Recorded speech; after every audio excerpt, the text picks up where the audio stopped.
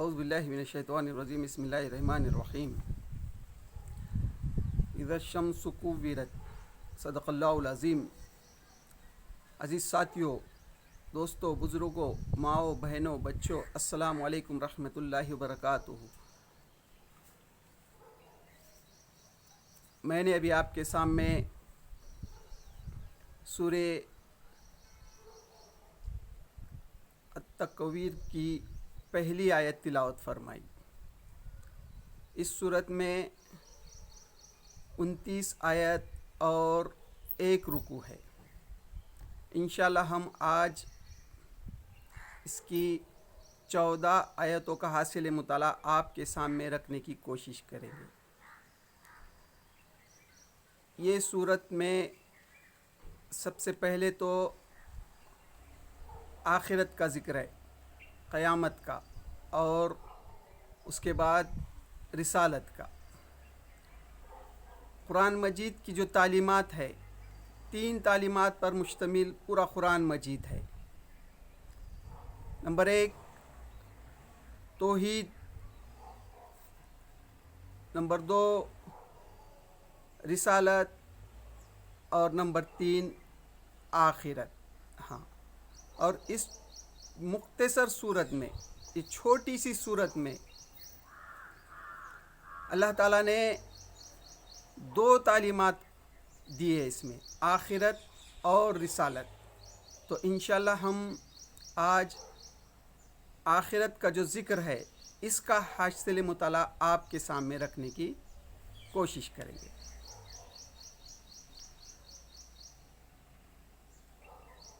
بسم اللہ الرحمن الرحیم. اذا الشمس کورت، جب سورج لپیٹ دیا جائے گا.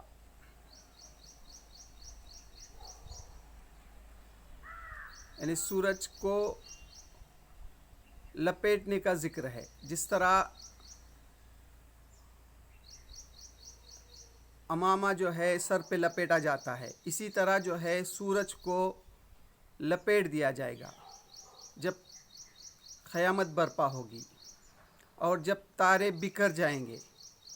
یعنی یہ جو آج ہم کو تارے نظر آ رہے ہیں، یہ سورج، چاند، تارے، یہ سب جو ہے بکھر جائیں گے.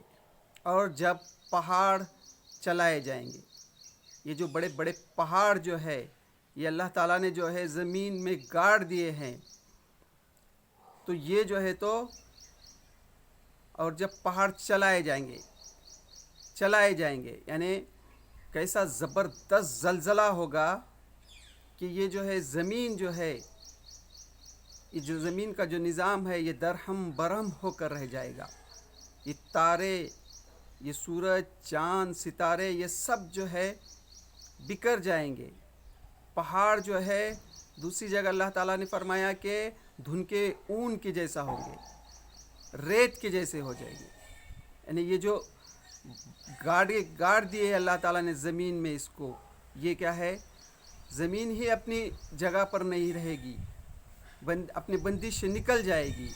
پھر یہ جو تو پہاڑ جو ہے پھر چلائے جائیں گے. اور جب 10 مہینہ کی حاملہ اٹھنی اپنے حال پر چھوڑ دی جائے گی. یہاں جو اللہ تعالیٰ 10 مہینہ کی حاملہ اٹھنی کا ذکر کرتا ہے. یہ اس وقت جو ہے جب قرآن مجید مشرکین مکہ کے سامنے پیش کیا جا رہا تھا، اس وقت کے لوگوں کو یہ اونٹنی کی اہمیت تھی. کوئی اونٹنی جو ہے حاملہ ہوتی تو وہ بہت قیمتی ہوتی تھی. آج کے دور کو اگر ہم نظر رکھیں تو یہ جہاز، ایروپلین جو ہے، اس کی کیا اہمیت ہے، اسی طرح ان کے سامنے وہ اونٹنی کی اہمیت تھی. تو اس وقت جو ہے اتنی قیمتی چیز کو جو ہے لوگ کیا کریں گے، اور جب 10 مہینہ کی حاملہ اونٹنی اپنے حال پر چھوڑ دی جائے گی، کوئی جو ہے تو وہ پرواہ نہیں کرے گا اس کی. اور جب جنگلی جانور سمیٹ کر اکٹھا کر دیے جائیں گے، یعنی جنگلی جانور समेट कर इकट्ठा कर दिए जाएंगे. यानी वो हादसा ही ऐसा ज़बरदस्त होगा, वो ऐसा जलजला होगा, वो ऐसा धमाका होगा. ये जानवर जो है, ये जो शेर, दरिंदे, ये भेड़िए, ये सांप, बिच्छू, ये जो जानवर है, किसी का होश नहीं रहेगा और सब जो है इकट्ठा हो जाएंगे. कोई भेड़िया किसी का शिकार नहीं करेगा, शेर किसी का शिकार नहीं करेगा, सांप किसी को नहीं डसेगा. ये सब जानवर जो है इकट्ठा कर दिए जाएंगे. और जब जंगली जानवर समेट कर इकट्ठा कर दिए जाएंगे और जब समंदर भड़का दिए जाएंगे, और जब समंदर भड़का दिए जाएंगे, समंदर भड़का दिए जाने का दोस्तों हम बहुत अच्छी तरह समझ सकते हैं. यानी समंदर में किस तरह से आग लगेगी. आज से 1400 साल पहले तो उसका तस्वुर इंसान के जहन में नहीं आ सकता था, लेकिन आज हमको समझना बहुत आसान है. अगर हम पानी जैसी शय, पानी जो है, इसको अल्लाह ताला ने जो बनाया है, किससे बनाया है? पानी को अल्लाह ताला ने ऑक्सीजन और हाइड्रोजन, ये दो गैस को मिलाकर पानी बनाया है. तो ये दोनों गैस का क्या काम है, इसको अगर हम जाने तो हमको बहुत आसानी से ये समझ सकते हैं कि और जब समंदर भड़का दिए जाएंगे, यानी किस तरह से भड़क जाएगी. यानी ये जो गैस है, अब ऑक्सीजन और हाइड्रोजन दो ऐसी गैस हैं जो बाहमी मिलकर जो है तो पानी बना है. एक आग भड़काने वाली और दूसरी भड़क उठने वाली. यानी एक गैस क्या करती, आग भड़काने का काम करती है और दूसरी भड़क उठती है. उस दिन ज़बरदस्त, ऐसा ज़बरदस्त जलजला होगा कि ये दोनों गैस जो है, पानी जो बनी है, ये दोनों को मिला के अल्लाह ताला ने एक भड़काने वाली और भड़कने वाली, ये दोनों को मिला के अल्लाह ताला ने ऐसी पानी जैसी चीज़ बनाई है, बुझाने वाली. तो ये अपनी अपनी शक्ल में आ जाएंगे. इस तरह से समंदर जो है तो भड़क उठ जाएंगे. हाँ, यानी ये अल्लाह के लिए कोई मुश्किल काम नहीं है, या और कोई सूरत हो सकती. यानी समंदर में आज जो ये पानी नज़र आ रहा है, इसमें आग ही आग हो जाएगी.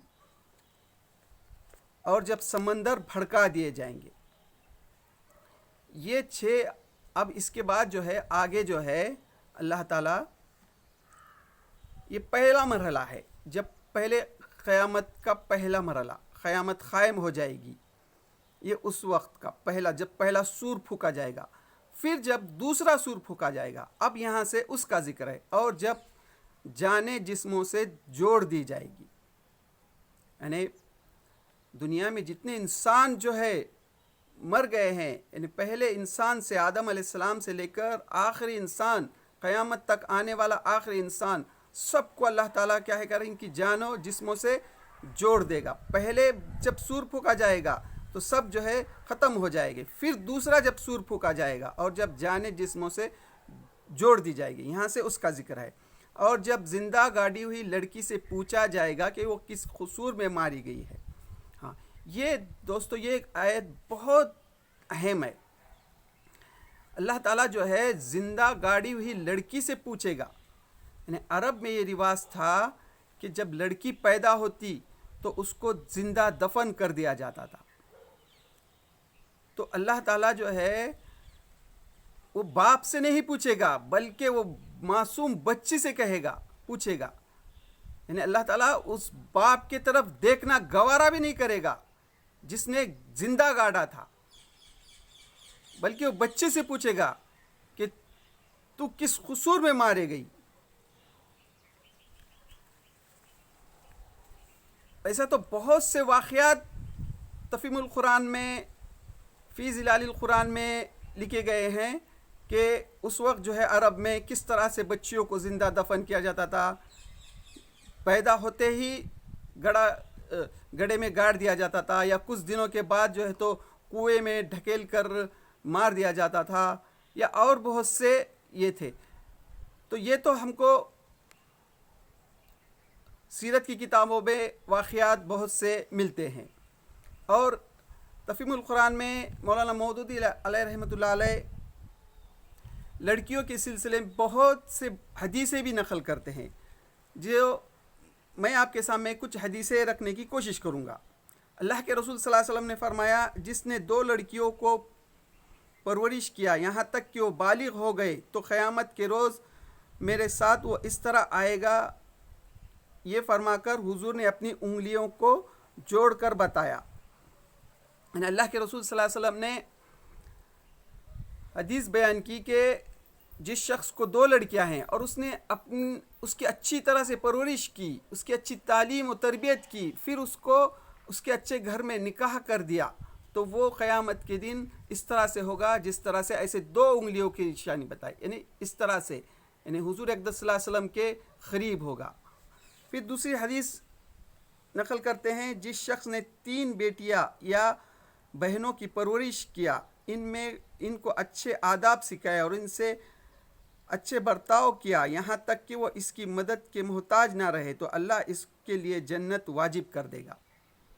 ایک شخص نے عرض کیا، یا رسول اللہ، اور وہ 2؟ حضور نے فرمایا، اور وہ 2 بھی.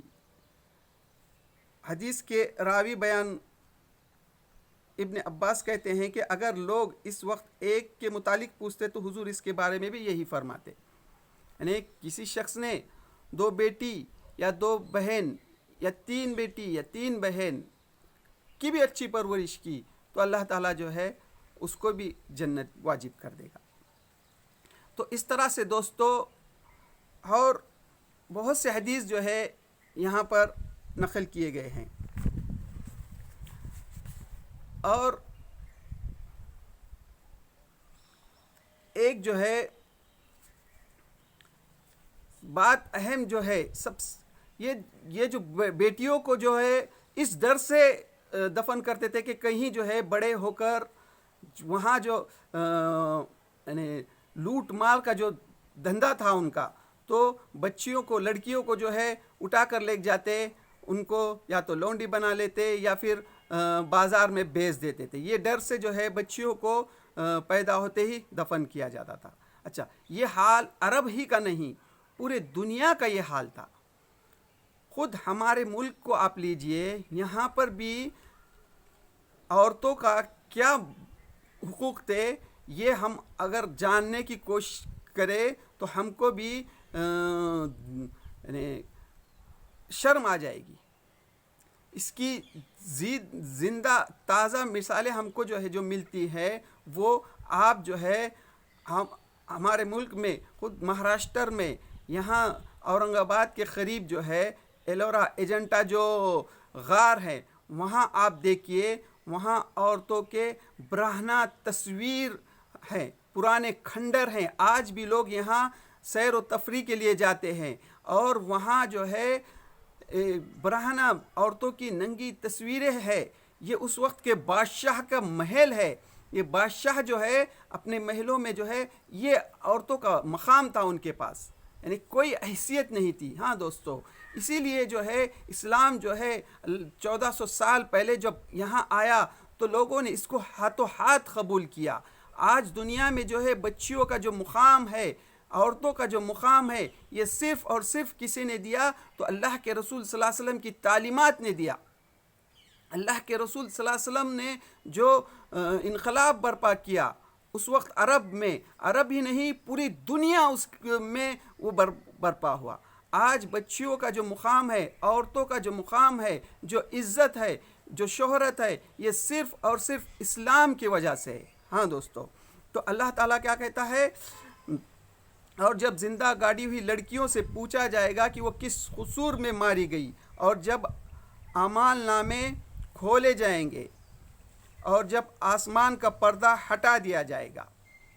یہ قیامت کا دوسرے مرحلے کا ذکر ہے، یعنی اعمال نامے جو ہے کھول دیے جائیں گے اور آسمان کا جو پردہ جو ہے یہ ہٹا دیا جائے گا. یعنی پردہ ہٹانے کے بعد جس طرح سے کسی روم میں اگر پردہ لگا ہوا ہے، اس روم کے دروازے کے پردے کو ذرا ہٹا دیے تو اس کے اندر کا کس طرح سے نظر آتا ہے. اسی طرح جو ہے آسمان کا یہ پردہ جو ہے تو ہٹا دیا جائے گا تو اس میں جو ہے اس کے اندر کا سب نظر آ جائے گا. اور جب جہنم دہکائی جائے گی اور جب جنت قریب لے آئی جائے گی، اس وقت ہر شخص کو معلوم ہو جائے گا کہ وہ کیا لے کر آیا ہے. ہاں، جب جہنم جو ہے دہکائی جائے گی، یہ جہنم کی آگ جو ہے دہکائی جائے گی، یعنی کس طرح سے کیا منظر ہوگا. یہ دوسرے مرحلے کا جو ذکر ہو رہا ہے، یعنی کیسی دہکائی جائے گی. یعنی اور دوسری جگہ اللہ تعالیٰ نے فرمایا ہے کہ جہنم جو ہے تو گھات میں ہے جہنمی کے لیے. یعنی جس طرح سے ایک شکاری جو ہے اپنے شکار کے لیے گھات لگائے بیٹھتا ہے، اسی طرح جو ہے جہنم گھات میں ہے جہنمی کے لیے. یہ ہر وقت گھات میں ہے تو یہ کیسی دہکائی جائے گی. یہ اس وقت ہر شخص کو معلوم ہو جائے گا کہ وہ کیا لے کر آیا ہے. اس وقت جو ہے کسی کو پوچھنے کی ضرورت نہیں رہے گی. جب یہ قیامت قائم ہو جائے گی، جو نیک لوگ ہیں ان کو چہروں سے ہی پہچانا جائے گا. وہ خوش رہیں گے، ان کے چہروں یعنی انہوں کو جو اطمینان رہے گا کہ ہم نے جو دنیا میں نبی کی بات مانی، نبی کی تعلیمات کو مانا، تو آج ہم کو اس کا بدلہ مل گیا. اور جو بدکار ہے وہ ان کے چہروں سے ہی ان کو سمجھ میں آ جائے گا. ان کے چہروں پہ خاک چھائی ہوئی ہوں گی، ان کی دھول اڑی ہوئی ہوں گی، ان کے چہرے جو ہے سے ہی ان کو سمجھ میں آ جائے گا کہ ہم نے جو ہے دنیا میں نبی کی بات کا انکار کیا، آج ہماری کچھ خیر نہیں. وہ سمجھ جائے گے. ہاں، تو یہ تھا دوستو